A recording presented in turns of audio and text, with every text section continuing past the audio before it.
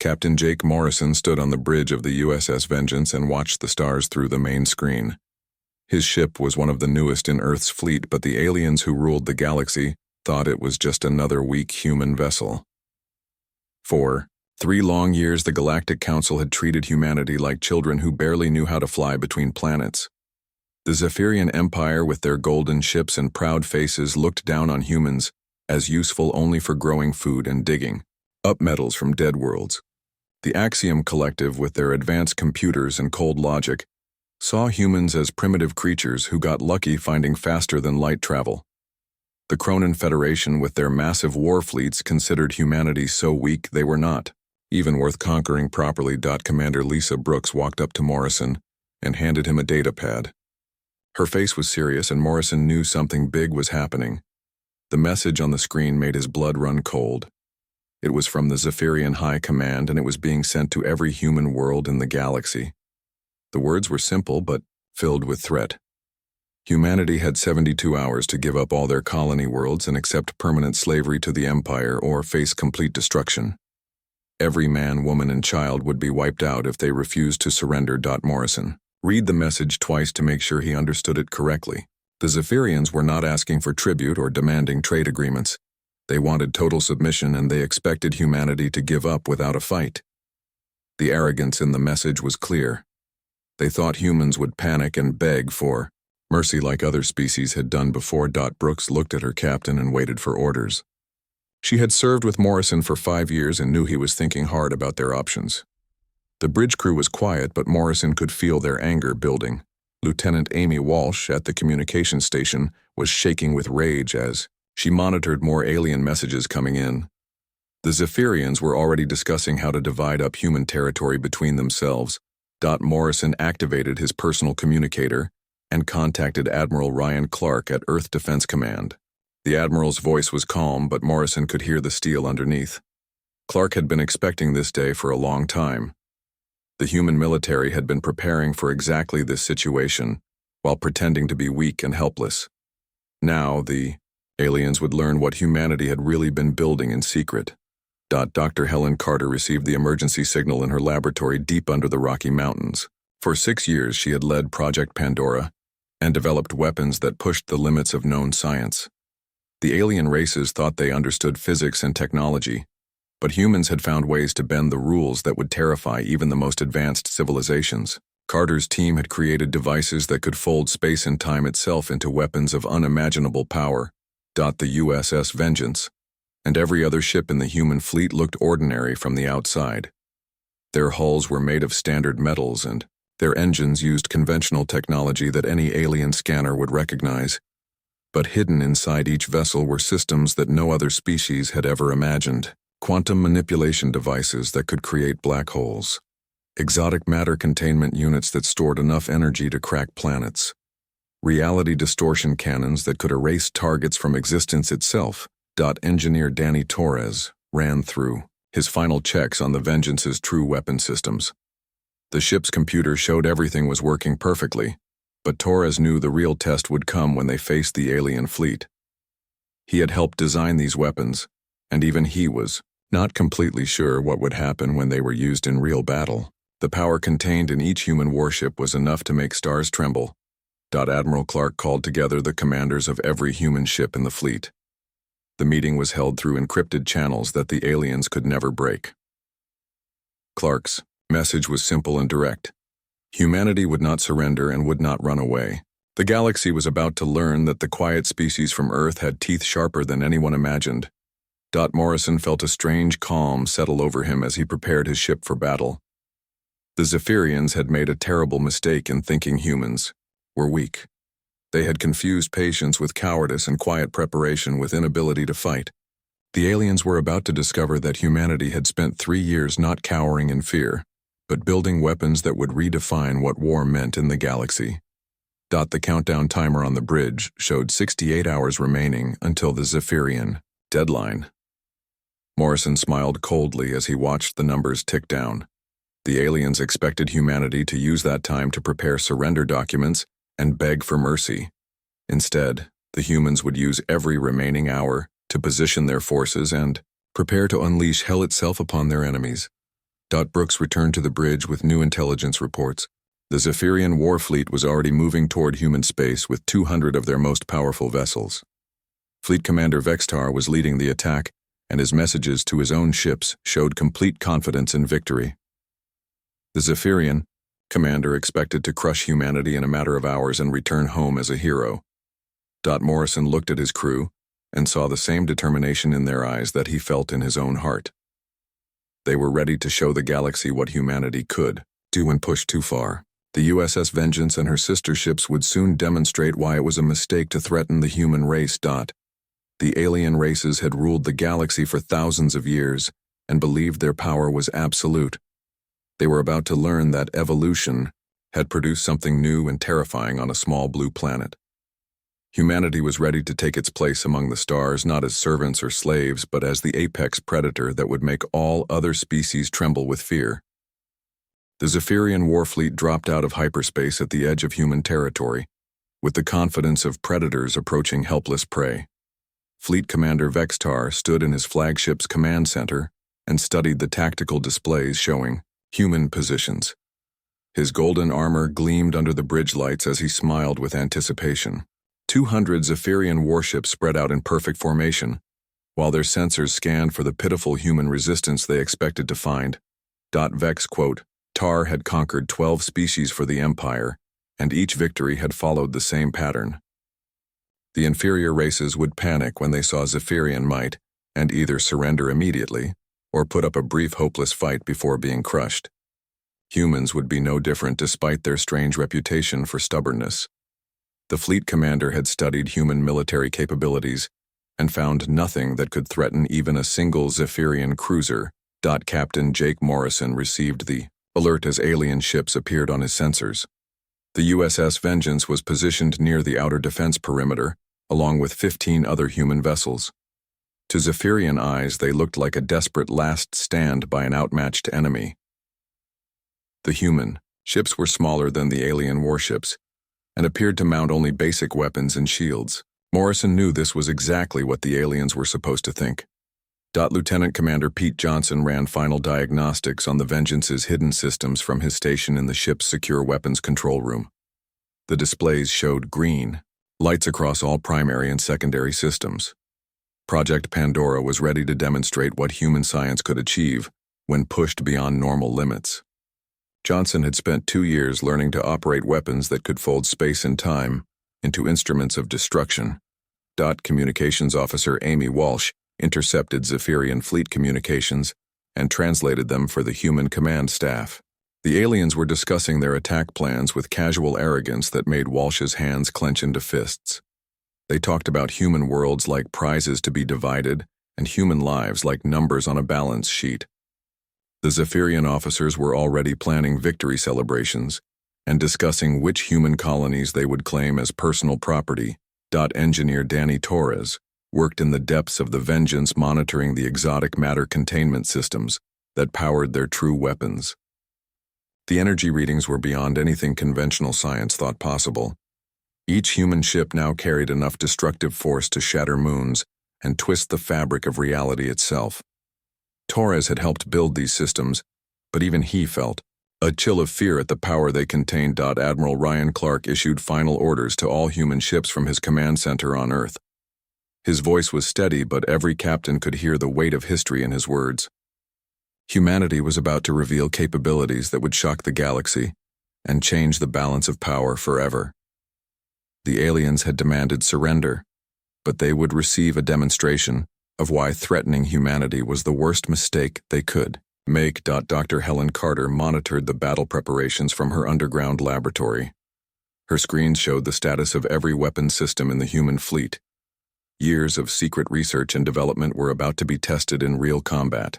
Carter had pushed the boundaries of physics to create devices that other species would consider impossible. The Zephyrians were about to learn that human imagination applied to warfare could produce results beyond their nightmares. Morrison walked through his ship and spoke with crew members at their stations. Navigator Tony Mitchell reported that all ships were in position and ready for the engagement. Pilot Sarah Davis confirmed that her fighter squadron was prepared to launch with their enhanced neural interface systems active. The human forces looked small compared to the massive Zephyrian fleet, but appearances had always been humanity's greatest weapon. The alien fleet began its final approach toward human positions with weapons charging and shields at full power. Vextar expected the battle to last no more than 30 minutes. His tactical computers predicted that human resistance would collapse as soon as the first ships were destroyed. The fleet commander had already composed his victory message to the Zephyrian High Command. Claiming another easy conquest for the Empire, Morrison received the sealed orders that would change galactic history. Admiral Clark's final message was simple and direct. All human ships were authorized to execute Operation Daybreak and reveal their true nature to the galaxy. The time for hiding and pretending to be weak had ended. Morrison felt a cold satisfaction as he prepared to show the aliens what humanity had been building in secret. The USS Vengeance and her sister ships began powering up their reality distortion systems as the Zephyrian fleet moved into optimal range. The human vessels still looked like primitive warships to alien sensors, but their true capabilities were about to be unleashed. Morrison stood on his bridge and watched the enemy approach, while his crew made final preparations for battle. Johnson reported that all exotic weapon systems were online and ready to fire. Walsh confirmed that human communications were secure and encrypted, beyond alien ability to intercept. Torres announced that power levels were stable and containment fields were holding perfectly. The USS Vengeance was ready to demonstrate why humanity deserved to be feared throughout the galaxy.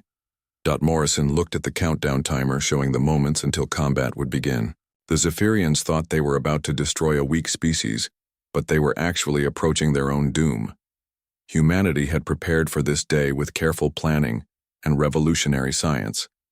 The galaxy was about to witness the birth of a new apex predator that would make all other species reconsider their place in the universe. The battle began at exactly 0800 hours Galactic Standard Time when the Zephyrian fleet opened fire with their plasma cannons.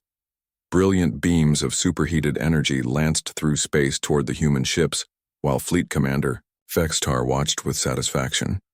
He expected to see human vessels explode in brilliant fireballs as their primitive shields failed under Zephyrian firepower. Instead, something impossible happened that made the alien commander question everything he thought he knew about warfare. The human ships absorbed the plasma beams completely without taking any damage. Captain Jake Morrison smiled grimly as he watched his ship's shields not just deflect the alien weapons, but actually feed on their energy.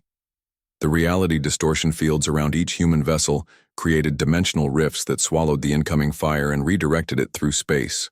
Time itself. The USS Vengeance grew stronger with each enemy shot that struck her hull. Vex quote, Tar stared at his tactical displays in confusion as his most powerful weapons had no effect on the human fleet. His science officers reported readings that made no sense according to known physics. The human ships were doing things that should have been impossible with any technology the galaxy had ever seen. The fleet commander felt the first cold touch of fear as he realized something was terribly wrong with his easy victory. Morrison gave the order that would echo through galactic history for 1,000 years. The USS Vengeance fired her primary weapon for the first time in actual combat. The reality distortion cannon charged with exotic matter and quantum energy created a focused beam that did not simply destroy its target, but erased it from local spacetime completely. The Zephyrian heavy cruiser that took the direct hit simply vanished from existence, leaving behind a void that pulled nearby alien ships toward annihilation. Lieutenant Commander Pete Johnson watched his weapon displays with mixture of awe and terror as humanity's hidden arsenal revealed itself. Each human ship carried devices that bent the laws of physics into instruments of absolute destruction. The quantum manipulation systems created localized black holes that consumed everything in their path. The exotic matter cannons fired projectiles that existed in multiple dimensions, simultaneously making them impossible to defend against communications. Officer Amy Walsh monitored Zephyrian fleet communications as panic spread through the alien formation. The confident voices discussing easy victory had been replaced by desperate calls for retreat and confused demands for explanations. Zephyrian officers were screaming questions about impossible human weapons, while their ships disappeared one by one into dimensional voids that should not exist. Engineer Danny Torres reported that all human weapon systems were performing beyond Design specifications. The exotic matter containment fields were holding perfectly while channeling enough energy to power entire star systems. Each shot from a human ship released forces that made supernovas look like candle flames. The USS Vengeance and her sister vessels had become harbingers of destruction that could reshape reality itself. Pilot Sarah Davis launched her fighter squadron and demonstrated another terrifying aspect of human military evolution. Her neural interface systems allowed her to react at speeds measured in microseconds, while her enhanced reflexes made her movements appear supernatural to alien pilots. The human fighters moved through space like hunting predators, while Zephyrian interceptors exploded around them, unable to match their impossible agility. Chief Navigator Tony Mitchell deployed humanity's most psychologically devastating weapon, as Zephyrian ships tried to retreat from the battle zone. Quantum mines scattered through space activated simultaneously, creating temporary black holes that swallowed entire sections of the alien fleet. Ships that had ruled the galaxy for centuries simply vanished into gravitational anomalies that violated everything the aliens thought they knew about warfare. Morrison watched the tactical display as 200 Zephyrian warships were reduced to less than 50 in under 2 hours. The alien fleet that had arrived expecting easy conquest was being systematically annihilated by weapons they could not understand or counter. The USS Vengeance had fired only 12 shots, but each one had erased multiple enemy vessels from existence, while dimensional rifts consumed anything that came too close. Vex Tar tried desperately to contact his superiors and report what was happening, but his communications were being jammed by human quantum interference systems. The fleet commander who had conquered 12 species for the Empire was watching his entire force disappear before his eyes. The humans were not fighting like any species he had ever encountered. They were using weapons that seemed to mock the basic laws of physics. Dr. Helen Carter monitored the battle from her laboratory and felt a mixture of pride and horror at what her creations were doing to the alien fleet. Project Pandora had succeeded beyond her wildest calculations. The weapons she had designed to defend humanity were demonstrating that her species could become the most terrifying force the galaxy had ever known. The Zephyrians had demanded human surrender, but they were receiving total annihilation instead. The remaining Zephyrian ships broadcast desperate warnings across known space as they tried to escape the battle zone. Their messages spoke of impossible human weapons that could erase matter from existence and create black holes as easily as firing conventional guns. The proud empire that had ruled dozens of worlds was begging other species to stay away from human territory. Morrison ordered his weapons officers to target the fleeing alien ships, but allowed a few to escape. Humanity needed witnesses to spread the word about what had happened here. The galaxy had to learn that the quiet species from Earth was no longer hiding its true nature. The USS Vengeance and the human fleet had just announced to every civilization in known space that a new apex predator had emerged from the darkness. Within 4 hours, the Zephyrian war fleet had been completely destroyed except for a handful of ships that escaped to carry word of the disaster back to their empire. Morrison looked at the empty space where 200 enemy warships had been and felt no satisfaction in the victory. Humanity had crossed a line today, and there would be no going back to the old ways of hiding and pretending to be weak. News of the Zephyrian fleet's complete annihilation spread through the Galactic Council chambers like wildfire within 72 hours. Ambassador Kate Phillips sat in the same chair where human representatives had been ignored and dismissed for years, but now every alien delegation was staring at her with mixtures of fear and desperate curiosity. The marble halls that had echoed with condescending laughter at human requests now fell silent whenever Philip spoke. Intelligence Officer Rick Sanders analyzed the flood of alien communications that his teams were intercepting from across the galaxy. Every major civilization was scrambling to reassess their intelligence on human military capabilities. The Axiom Collective had assigned their most advanced quantum computers to run probability analyses around the clock, but their machines kept producing error messages when trying to calculate how humanity had developed such devastating technology. Without anyone noticing, the Cronin Federation, which prided itself on having the most powerful military in known space, was in complete chaos. General Thecamore, who had dismissed humans as barely capable of interplanetary warfare, was now demanding emergency sessions with his intelligence chiefs. The same species he had considered useful only as slave labor had just erased 200 Zephyrian warships from existence using weapons that defied everything the Cronins thought they knew about physics. Phillips found herself scheduling meetings with alien ambassadors who had previously refused to acknowledge her presence. The Vorthon Trade Consortium, which had blocked human membership applications for decades, was now offering exclusive economic partnerships.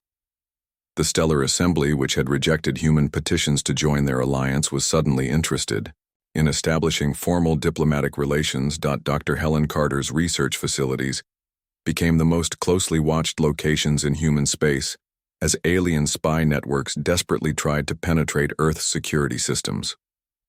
Surveillance satellites from half a dozen species appeared at the edge of human territory, while cloaked scout ships attempted to gather intelligence on human weapon development. What the alien spies discovered in their reports back to their governments sent waves of terror through every major civilization. The few surviving Zephyrian officers who had escaped the battle were being questioned by military leaders from across the galaxy. Their testimony about human weapons that could erase matter from existence and create artificial black holes was initially dismissed as battle shock hallucinations. However, when multiple independent witnesses provided identical accounts, the galactic military establishment was forced to accept a terrifying new reality. Captain Jake Morrison received new orders from Earth Defense Command as his ship patrolled the borders of human space.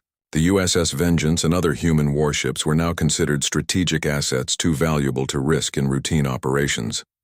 Morrison found it strange to be feared by the same alien fleets that had once threatened to destroy humanity without a second thought. Commander Lisa Brooks reviewed intelligence reports showing how completely the galactic balance of power had shifted in just a few days. Species that had ruled star systems for millennia were now forming defensive alliances specifically designed to protect themselves against potential human aggression. The quiet farmers and miners from Earth had become the galaxy's primary military concern overnight. General Chris Baker activated the next phase of humanity's strategic plan from his command center in the Rockies. If the galaxy wanted to see human military capabilities, then Earth would give them a demonstration they would never forget. Construction began immediately on Project Terminus, which would produce warships that made the current human fleet look like primitive gunboats. By comparison, the Galactic Council called emergency sessions every day as member species demanded answers about the human threat. Ancient civilizations that had dominated the galaxy for thousands of years were now asking the same desperate questions. How had humanity developed such advanced weapons in complete secrecy? What other capabilities were they hiding? Most terrifying of all was the question that kept every alien leader awake at night. What would humanity do next? Sanders intercepted communications between the Axiom Collective and Cronin Federation, discussing a joint military operation against human space. The alien species were so frightened by humanity's demonstration that they were considering forming an unprecedented alliance to eliminate the human threat before it could spread further. However, their own analysis showed that any direct attack on human territory would likely result in their complete annihilation. Phillips used humanity's new reputation to advance diplomatic objectives that had been impossible just weeks earlier. Trade agreements that alien governments had blocked for years were suddenly approved without discussion. Military cooperation treaties that had been rejected repeatedly were now being offered by the same species that had previously refused to consider them. Morrison received reports that human colonies throughout the galaxy were being treated very differently by their alien neighbors. Worlds that had been under constant threat from hostile species now found themselves surrounded by respectful buffer zones.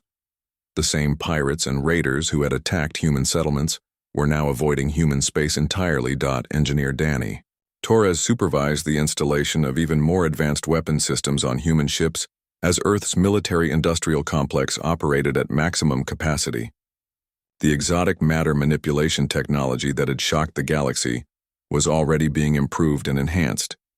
Humanity was not content to rest on their victory, but was pushing forward to develop capabilities that would make their current arsenal look primitive. Dr. Carter reviewed data from the battle and realized that Project Pandora had only scratched the surface of human technological potential. Her teams were already working on weapons that could affect entire star systems and devices that could create stable wormholes for instantaneous fleet deployment. The galaxy had seen humanity's opening move, but the real game was just beginning. The alien intelligence services were reporting back to their governments that humanity's secret weapon development programs showed no signs of slowing down. Facilities that had appeared to be research stations were revealed to be manufacturing centers for technologies beyond alien comprehension.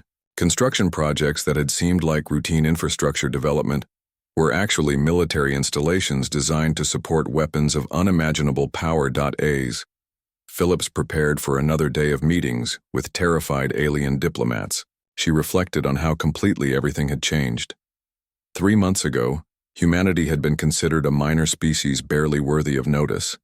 Now, every civilization in the galaxy was desperately trying to avoid provoking the wrath of the species that had emerged from Earth with weapons that could reshape reality itself.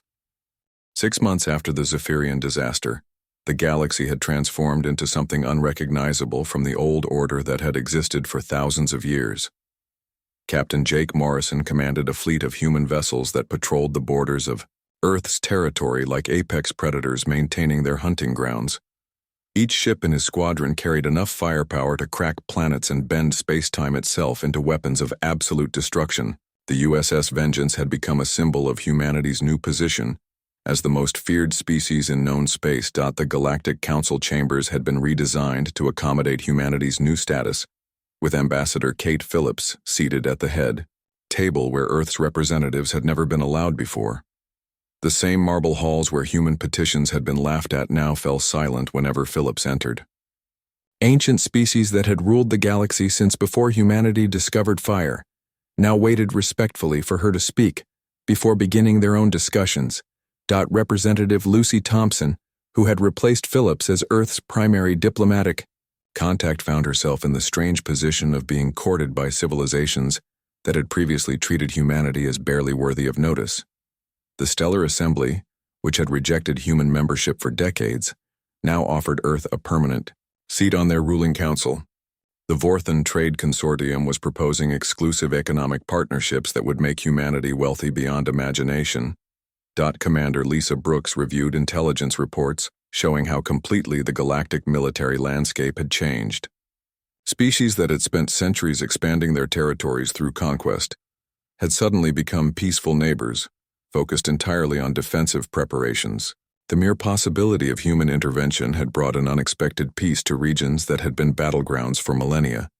The Cronin Federation, which had once boasted of having the strongest military in the galaxy, was now desperately trying to develop technologies that might allow them to survive a conflict with humanity. Their research centers worked around the clock attempting to understand how human weapons could erase matter from existence, but their scientists kept concluding that such capabilities should be impossible, according to known physics. Dr. Helen Carter oversaw the completion of Project Terminus from her expanded research facilities deep beneath the Earth's surface. The weapon system she had developed could affect entire star systems by turning their suns into focused energy weapons or creating gravitational anomalies that would tear planets apart. More importantly, the mere existence of such capabilities ensured that no alien species would ever again consider threatening humanity. Admiral Ryan Clark stood in his command center and monitored reports from across human space, showing how their demonstration of power had changed everything. Human colonies that had lived under constant threat from hostile neighbors now found themselves surrounded by respectful buffer zones. The same pirate fleets that had raided human settlements were now avoiding Earth's territory entirely. Rather than risk provoking retaliation, Morrison received updates on construction projects that were visible to alien surveillance, but whose true purpose remained hidden from foreign intelligence services. What appeared to be routine infrastructure development was actually the creation of manufacturing facilities for weapons that pushed beyond the boundaries of physics itself. Humanity was not content with their current advantage, but was constantly working to stay ahead of any potential threats. Engineer Danny Torres supervised the installation of even more advanced systems on human warships as Earth's military technology continued to evolve at a frightening pace. The reality distortion cannons that had shocked the galaxy were already being replaced with devices that could manipulate the fundamental forces of the universe. Each new generation of human weapons made the previous versions look like primitive, Tools. The surviving Zephyrian Empire had retreated to their core worlds and adopted a policy of complete isolation from galactic politics. Emperor Zextar, who had once dreamed of ruling the entire galaxy, now spent his days in fortified bunkers, while his military advisors calculated how quickly humanity could destroy their civilization if provoked. The proud empire that had conquered dozens of species was now too terrified to leave their home system. Intelligence officer Rick Sanders monitored alien communications and reported that every major species was investing massive resources in defensive technologies designed specifically to counter human weapons. The Axiom Collective had abandoned their expansion programs to focus on developing shields that might survive reality distortion attacks. The problem was that human science kept advancing faster than alien countermeasures could be developed. General Chris Baker activated the final phase of humanity's strategic plan as Earth revealed capabilities that made their previous demonstrations look like warm-up exercises. Space stations that had appeared to be research facilities began deploying weapon systems that could create stable wormholes for instantaneous fleet deployment anywhere in the galaxy. Humanity now possessed the ability to strike any target without warning from impossible distances. Morrison looked out at the stars from his command deck and reflected on how quickly everything had changed. The species that had demanded human surrender just months earlier were now desperately trying to avoid any actions that might be interpreted as hostile. The galaxy had learned to fear the quiet farmers from Earth who had revealed themselves to be the most dangerous predators in known space.